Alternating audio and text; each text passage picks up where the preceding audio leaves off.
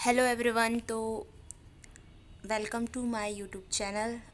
Next paper और next questions और नए नए क्वेश्चन फिर से मैंने स्टार्ट किया है। जो हमारा पेपर 3 है, क्रिएटिंग एन इनक्लूसिव स्कूल, ये उसके क्वेश्चन है। ये पार्ट 1 है इसका। आज से मैं स्टार्ट कर रही हूँ, तो स्टार्ट करते हैं। फर्स्ट क्वेश्चन मैं रीड कर रही हूँ, ठीक है? ध्यान से आप लोग सुनिएगा। फर्स्ट क्वेश्चन है कि विशिष्ट बालक कौन होते हैं? ए, जो शारीरिक रूप से सुडौल ना हो। बी, जिन्हें मानसिक बीमारी हो। सी, नकारात्मक दृष्टिकोण हो जिनका। या डी, जो किसी एक या अनेक गुणों के सामान्य बालकों से प्राप्त मात्रा से भिन्न हो। ठीक है, तो ये विशिष्ट बालक कौन से होते हैं ये हमें बताना है इस ऑप्शन में। तो इसका राइट आंसर जो होगा वो ऑप्शन नंबर डी होगा, जो किसी एक या अनेक गुणों से सामान्य बालकों से प्राय मात्रा में भिन्न हो। और वो भिन्न या तो अच्छा भी हो सकता है या तो बुरा भी हो सकता है। कोई बच्चा बहुत ही इंटेलिजेंट हो सकता है और कोई बच्चा जो बहुत ही सामान्य, मतलब बहुत ही जिसके कह सकते हैं कि कमज़ोर हो सकता है। ठीक है, तो ये दोनों के लिए यूज़ होता है विशिष्ट जो शब्द होता है वो। नेक्स्ट क्वेश्चन की बात करते हैं। क्वेश्चन नंबर आता है हमारा 2, जिसमें पूछता है कि विशिष्ट प्रकार या विशिष्ट शब्द किसी एक ऐसे लक्षण या उस लक्षण को रखने वाले व्यक्ति पर लागू किया जाता है। यह परिभाषा किसके द्वारा दी गई है? ए, हैबिट के द्वारा। बी, क्रो एंड क्रो के द्वारा। सी, किर्क के द्वारा। या डी, इनमें से कोई नहीं। तो ये परिभाषा जो है वो क्रो एंड क्रो के द्वारा दी गई है। ऑप्शन नंबर बी इसका राइट आंसर होगा। चलते हैं नेक्स्ट क्वेश्चन की ओर। नेक्स्ट क्वेश्चन हमारा कहता है, क्वेश्चन नंबर 3, सामान्य बालकों की क्या विशेषता होती है? ए, शारीरिक सुडौलता। बी, दया। सी, बुद्धि लब्धि 90 से 110 तक होती है। या डी, ये सभी। तो थर्ड का जो ऑप्शन होगा, डी ऑप्शन सही होगा। ये सभी ही सामान्य बालकों की विशेषता है। ठीक है, नेक्स्ट क्वेश्चन की बात करते हैं। क्वेश्चन नंबर 4, सामान्य बालकों में कौन सा गुण होता है? ए, ईर्ष्या। बी, हिंसा। सी, सहनशीलता। डी, ये सभी। तो सामान्य बालकों के गुण की बात कर रहा है, तो इसका राइट आंसर जो होगा वो ऑप्शन नंबर सी होगा, जो है सहनशीलता। उनमें सहनशीलता होती है। ठीक है, फिर नेक्स्ट क्वेश्चन की बात करते हैं। क्वेश्चन नंबर 5 कि विशिष्ट बालक सामान्य बालक से किस प्रकार से भिन्न हो सकता है? ए, शारीरिक रूप से। बी, सामाजिक व संवेगात्मक रूप से। सी, बौद्धिक रूप से। या डी, ये सभी। तो विशिष्ट सामान्य बालकों के प्रकार से भिन्न हो सकता है। ठीक है, तो इसका राइट आंसर जो होगा ऑप्शन नंबर डी होगा, ये सभी, ये सारे ही सामान्य बालकों। नेक्स्ट क्वेश्चन की बात करते हैं। क्वेश्चन नंबर 6, जब किसी बालक को विशिष्ट शब्द का प्रयोग करते हैं, किसी बालक के लिए विशिष्ट शब्द का प्रयोग करते हैं, तो इसका क्या अर्थ है? ए, सामान्य लोगों से अधिक लक्षण में भिन्न। बी, आशावादी व्यक्ति। या सी, संतोषी व्यक्ति। या डी, स्नेहपूर्ण व्यक्ति। तो इसका राइट आंसर होगा ए ऑप्शन।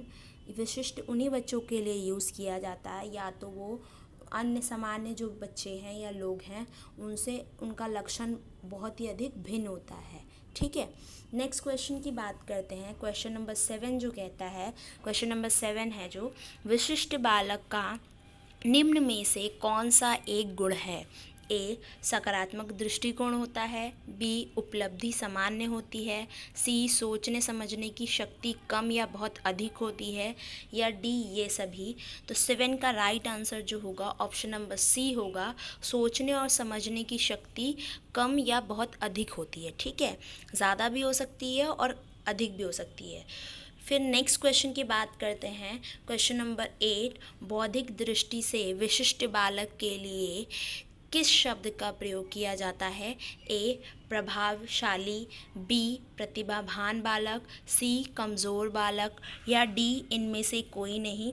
तो 8th का आंसर जो होगा ऑप्शन नंबर बी होगा, प्रतिभावान बालक कहा जाता है उन्हें। नेक्स्ट क्वेश्चन की बात करते हैं, क्वेश्चन नंबर 9 कि विशेष आवश्यकता वाले बालकों के लिए किस प्रकार की शिक्षा की बात कही गई है।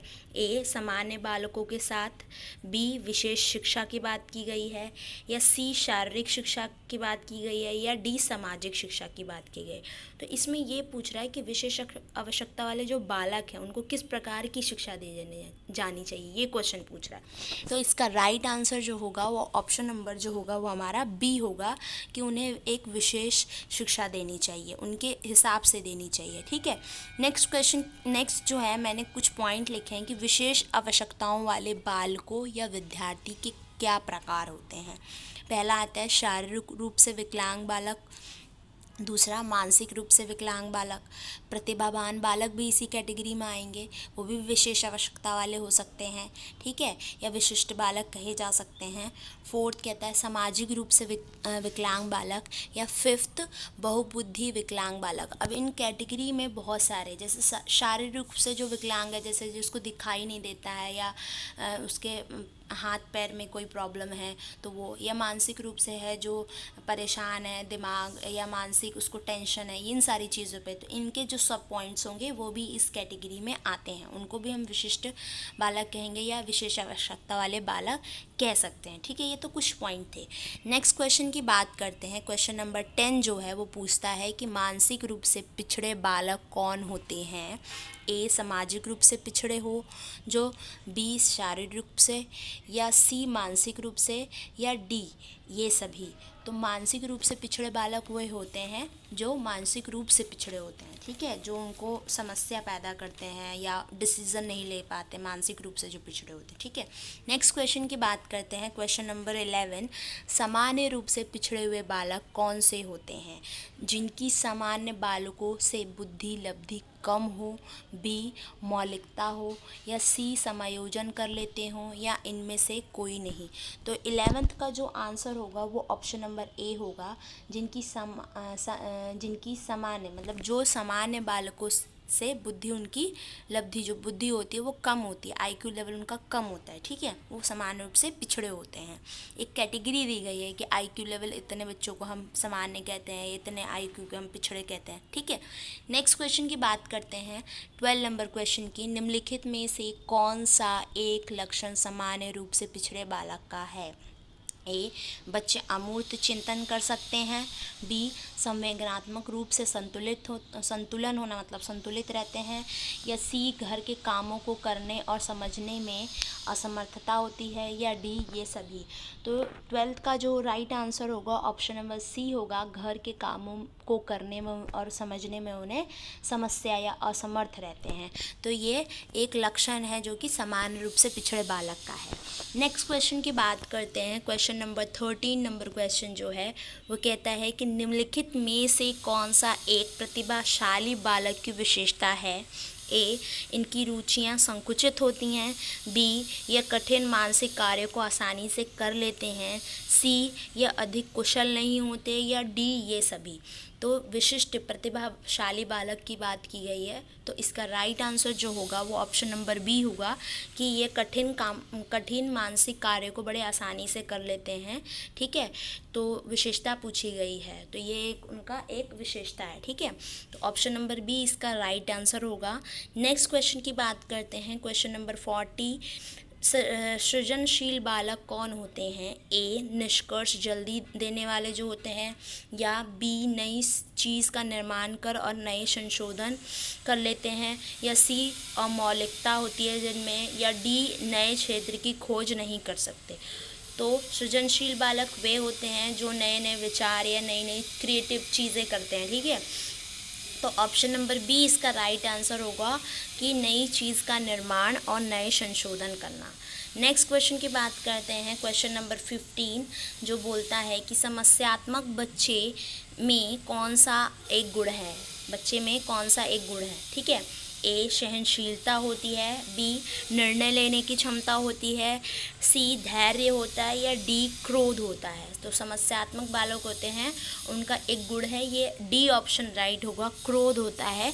तो ये थे हमारे creating an inclusive schools paper 3 का 15 क्वेश्चन मैंने आज करवाए। नेक्स्ट वीडियो में नेक्स्ट क्वेश्चन के साथ मिलेंगे। और आप लोगों से प्लीज़ रिक्वेस्ट है कि आप लोग अपने बीएड की बुक को रीड करें। बिना रीड किए क्वेश्चन सॉल्व नहीं हो सकते हैं, ठीक है, या आप क्वेश्चंस को रट नहीं सकते हैं। तो आपसे बहुत ही मैं रिक्वेस्ट कर रही हूँ कि आप अपनी बुक्स को ज़रूर पढ़ें, ठीक है। ओके, नेक्स्ट वीडियो में नए क्वेश्चन के साथ मिलेंगे। Okay, thank you.